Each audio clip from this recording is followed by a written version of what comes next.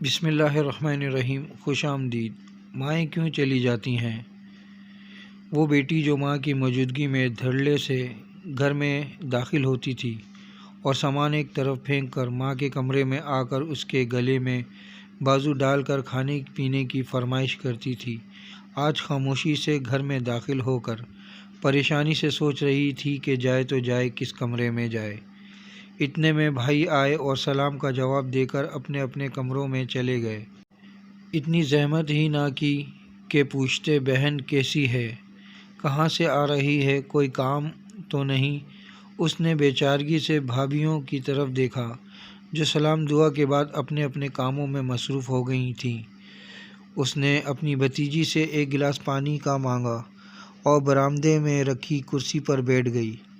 اس کا دل کسی کے گلے لگ کر دھاڑیں مار مار کر رونے کو کر رہا تھا، لیکن کسی کے گلے لگے کس کو اپنا دکھ سنائے، کیونکہ وہ کندھا تو چلا گیا جس پر سر رکھ کر سارے دکھ سنائے جاتے تھے، وہ ہستی تو چلی گئی جس کے ایک تسلی بھرے بول سے سارے غم دھل جاتے تھے۔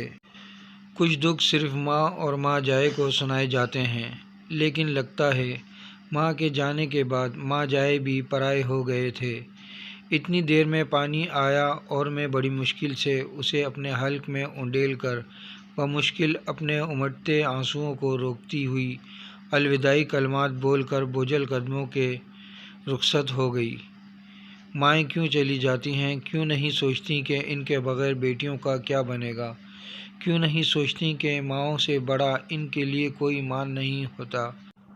اللہ سب کی ماؤں کو جو اس دنیا سے چلی گئی ہیں ان کی مغفرت فرمائے، اور بھائی جو بہنوں کا مان ہوتے ہیں انہیں اس مان کو برقرار رکھنے کی توفیق دے، آمین۔